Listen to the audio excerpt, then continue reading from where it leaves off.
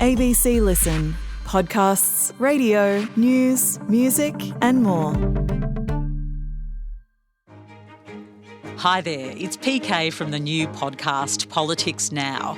Sam Hawley will be with you in a second for ABC News Daily, but I just want to tell you about my new podcast Politics Now. As news breaks, we'll bring you the latest analysis in your feed. It's called Politics Now and you can find us on the ABC Listen app.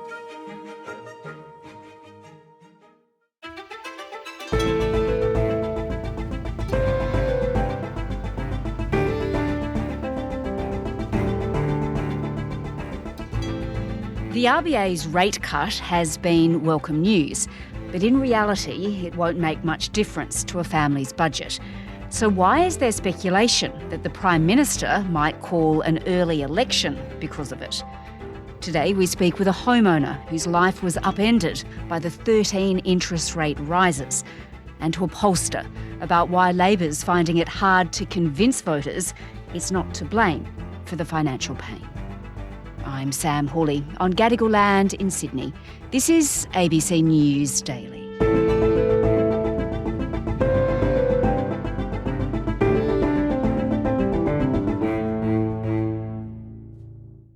Jane, you've changed your name for this interview, which is completely understandable because what we're about to discuss is really sensitive and it's really private, isn't it? Yes, that's right. It was personal and quite a sensitive sort of subject, and it involves my family. So, yeah, that's why I would like to use a slightly different name.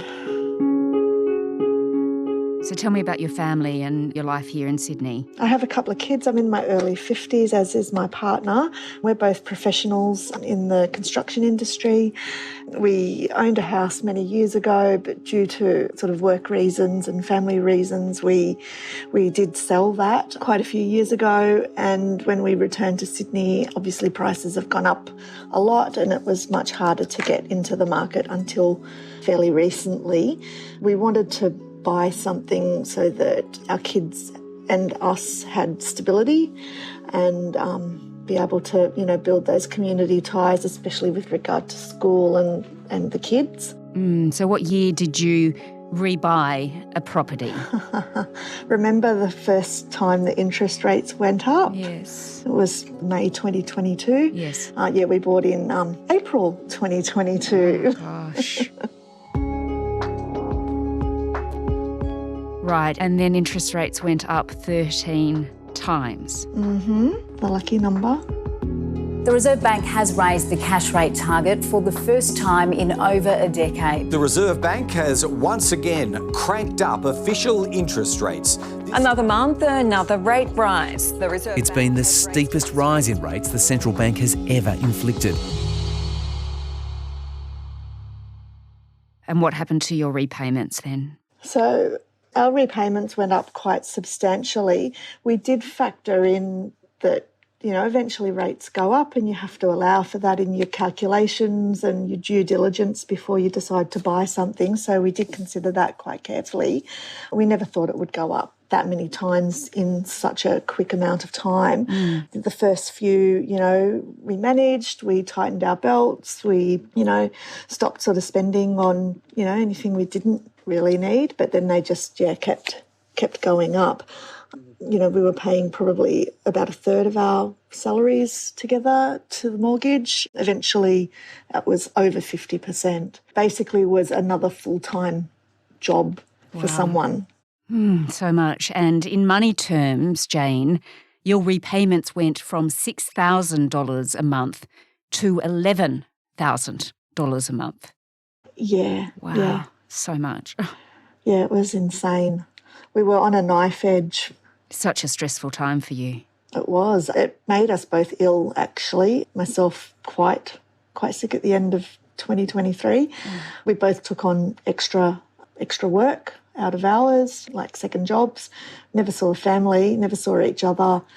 With kids, that's pretty hard. Yeah, it's heartbreaking. And then you did get to a point, didn't you, where you could no longer service that loan. It was impossible for you to do that. It was impossible. As soon as anything, if the hot water service went or a big bill came in, it was just a situation of, well, where do we actually get that money from? We weren't spending on anything other than the absolute bare essentials.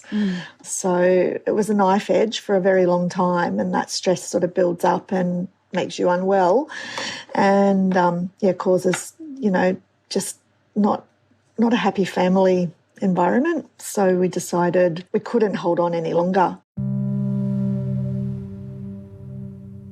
We sold last year in about September. Yeah. That must have been heartbreaking for you. Yeah, it was. It was because there was a family connection with the house. It was a parents' home. You've sold the property and now you're having to rent, I assume. Yep, we are. Yeah. Well, as you've seen, of course, rates have started to go down. We've had one rate cut. Do you think that you'll be able to get back into the market at all? Does it give you any hope? No, it doesn't. It's a very big question, and the answer is unless we win lotto, which is pretty unlikely. Yeah, and we're both, professional people with a lot of years' experience in good jobs, but the housing prices in Sydney are so insane that it's, pretty unlikely, which is, concerning about, the future and what that means for us as we get older. Yeah.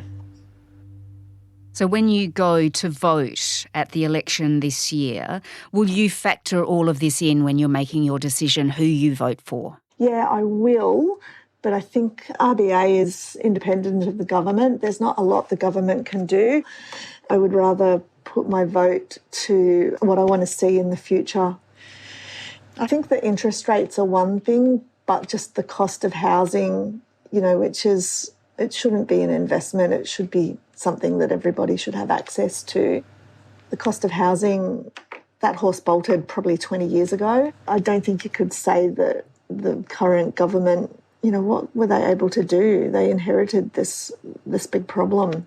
By the sound of it, you're not going to contribute to booting Anthony Albanese out because of rates. No, I don't think so. But they certainly need to be really looking at good solutions to the housing problem.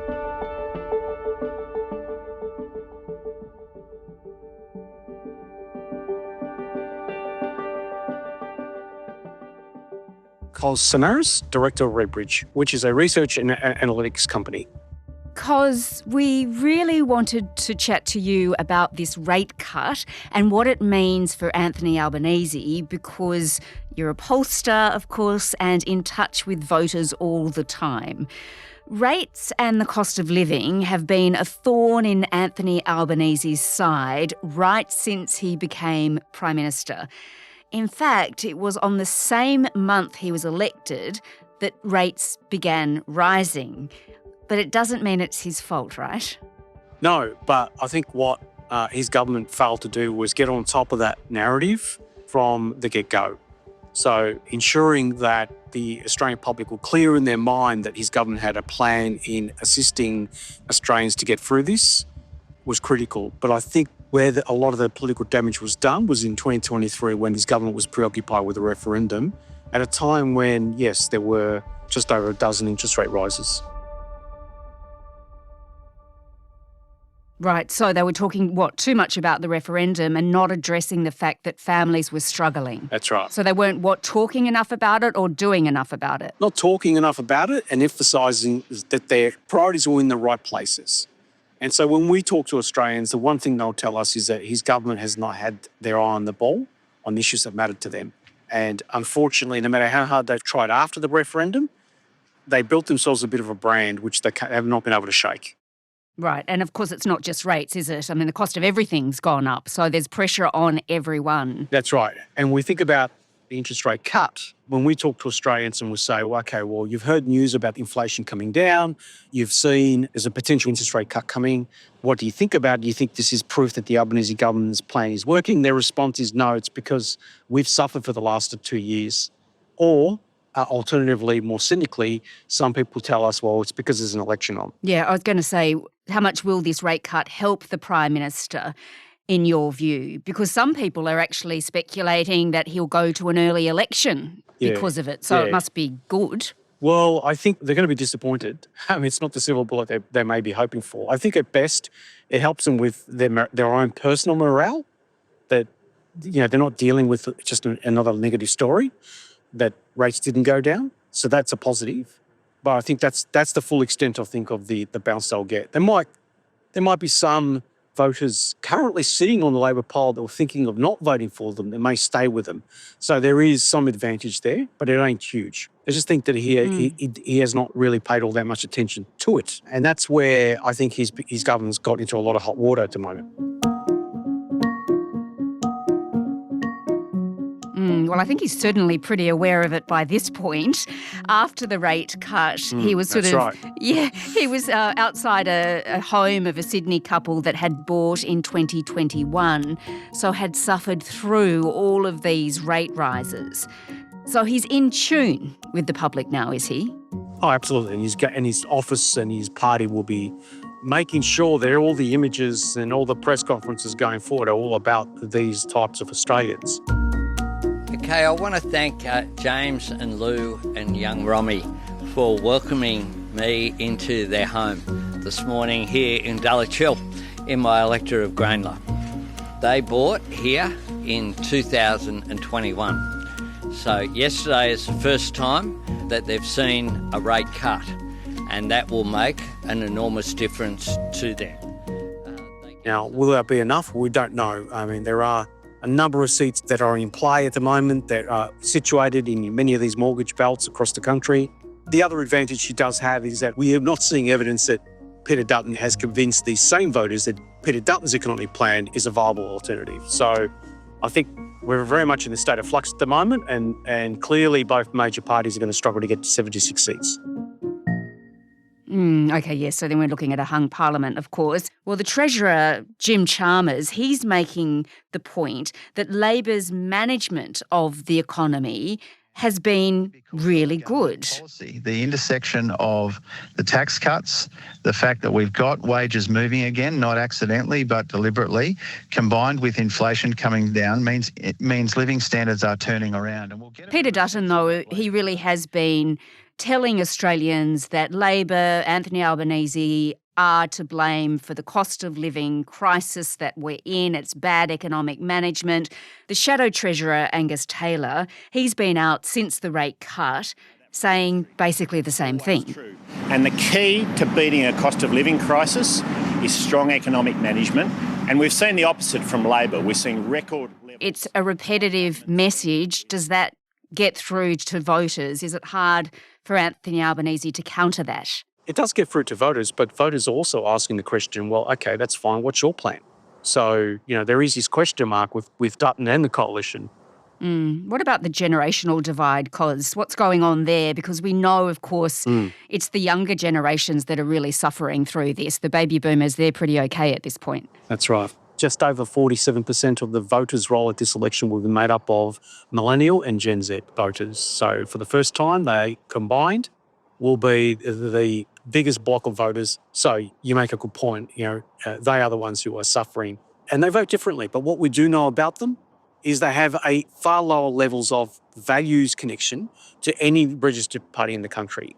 So they're less likely to consider themselves as a loyal voter for one political party over another. And to give you some contrast, 48% of those between 18 to 34 years of age that we surveyed last year reported to us that they have no values connection with any registered political party in the country, versus baby boomers, which got close to 80%. Wow. But also tactical voting. So younger people are more likely to be inclined to tactically vote. So if they want to send a message to Labor, they're more likely to vote for independence. So this generation is also feeding what I would define as the decline of the two-party system. Interesting. All right. And the polling, of course, it's not boding too well for Anthony Albanese. It's certainly not heading in the right direction for him at this point. Yeah, look, the polls at the moment suggest that the coalition will end up with the largest number of seats in the House of Representatives, but not get to 76. The real battle is going to be about how close each and every one of them gets to that number, because, if Labor ends up in the mid-60s and has to rely on the Greens And the majority of that crossbench, it'll be very hard for them to pull off. And the prospect of an early election, what do you think? Is that a good idea for Anthony Albanese? I think we could safely say he's going to call an election over the next few weeks. I think most people in politics now are preparing for an election to be called. Really, I don't see a benefit. I don't think calling an early election off the back of the rate cut's going to be at all beneficial to the Labor camp.